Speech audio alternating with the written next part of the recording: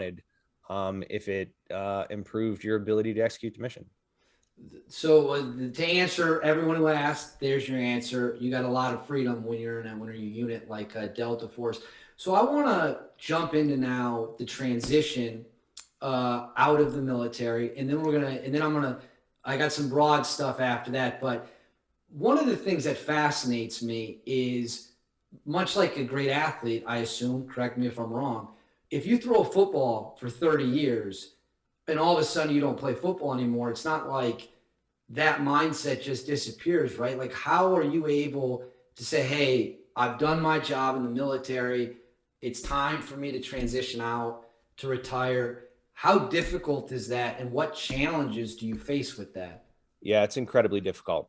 It's a struggle that, frankly, I think almost all special operations guys go through for sure. I think people in general in the military do, but particularly in the special operations community. You've operated at such a high level for so many years, and in a competitive environment for so many years, that, it sort of becomes your identity. It's who you are.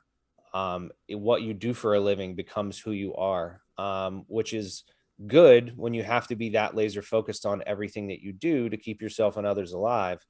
But it's bad when it comes to the human brain. So transitioning away from that in whatever form or fashion, whether you retire or you leave a unit like that, or you move on to a desk job or whatever, it comes with a loss of identity. That's also experienced with career law enforcement officers and things like that, where you just sort of wake up and you don't know what you're supposed to do. You feel unimportant. Life just kind of loses meaning for a while, and it's a very, very difficult thing for vets to deal with. So, what did, if you don't mind me asking, and feel free to say that it's a territory you don't want to go down, I respect the hell out of that too. You personally, when it was time for you to hang it up and you're out and you're now in civilian, what did you do to kind of battle those struggling feelings, like you just said? Yeah. So no, Dave, I'm completely candid about it. One of the things I do now, I support a charity called the All Secure Foundation that was started by Tom and Jen Satterley. And one of the foundation's goals is to reduce the stigma of veterans that are affected by TBI and post traumatic stress, reduce the stigma of them seeking and getting help. So I'm very candid. I talk about it all the time. My own personal struggles stem from that, from loss of identity, and just not feeling like I had a purpose. I battled with prescription drug addiction. I had, at one point, I got hooked on prescription drugs from some injuries I had sustained, and then being prescribed those. And then, the opioid epidemic is what it is. But, I'll tell you, it's a very, very easy path to go down, and it happens to a lot of people. And then my own battles with alcohol, and kind of washing away the pain, and then trying to find ways to replace the adrenaline of doing the job. So personally, I went through a really bad bout with depression post doing all of that work, and you're talking about 2010 time frame, but I had about 5 years left in the service. So 2010, 2011 was probably my lowest period. I almost took my own life. I didn't.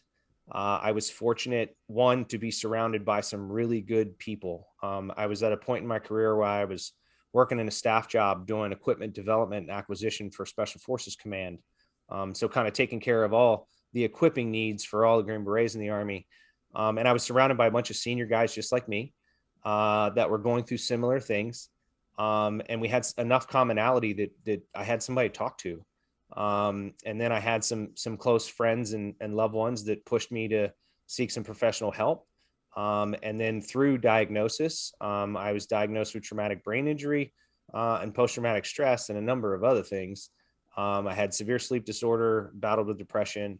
But that diagnosis really for me was eye-opening. It was, okay, in my particular case, my traumatic brain injury stems from repeated exposure to low-level blast. So I had breached so many doors over the course of my career, both in training and in combat, and being so close to those explosive charges, just like a boxer getting hitting his head, or a football player getting multiple concussions.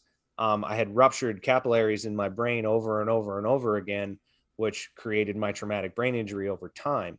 Well, being diagnosed and understanding that, okay, things that I did caused these physical issues to my body, which are manifesting in these other psychological issues that I'm experiencing. So it's not just me. I'm not just messed up. I'm not weak. I'm not soft. I'm not all these things I never wanted to be, or I grew up thinking you got to be strong and fight through. It allowed me to identify them, to see them for what they are. And once you identify them and you start looking at paths to get better, it allows you to focus on that just like you did everything else, and continue to push in the right direction and learn more and educate yourself and fight through it. And that's exactly what I did. So coming up on retirement, which was 2015, I was way healthier than I was a few years prior. I wasn't on prescription drugs. I still battled with depression and had some other anxiety related issues that stemmed from a lot of that stuff. A few months back, I interviewed a guy from SEAL Team 6 by the name of Rob O'Neill, who was the shooter on the Bin Laden raid. And I asked him, and I asked everyone I interview in the military, if you were in charge, SEAL Team 6 versus Delta Force, who would you take? And he gave a very funny answer, split it down the middle, but he gave you guys a huge compliment. And he was the first person that, from the Navy side, to ever say this. He said he was in Iraq and he saw you guys for the first time in action, and he was blown away. He said his exact quote was, "I stood there for a second in fanboy and said, that's Delta Force." So I'm curious, Delta Force versus SEAL Team 6, who are you taking and why? Obviously you're biased, but let's hear the answer. Yeah. So Army 100%. Yeah, I've got a lot of friends on the Navy side. I've actually done a lot of work with my Navy brethren over the years. I've actually been a part of a couple really significant missions with just me and one other SEAL. So I know a lot of them well. We always get asked this question. I'll give you a little piece of history. I'll tell you that the units evolve very differently, right? How they recruit, assess, train, select, etc., are very different. The Army was very much you got to earn your way there. The Navy kind of at that level. Once you're a SEAL, when you're moving on to the tier 1 asset, sure, there's some training and selection that goes on, but it's a lot of who you know and who you served with, or at least it used to be. And it also creates kind of two different cultures in the Army.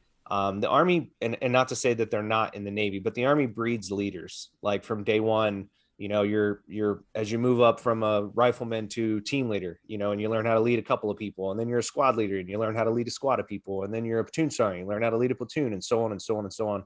And there's professional development along the way to go along with those milestones. But the Army's really good at breeding leaders like that. So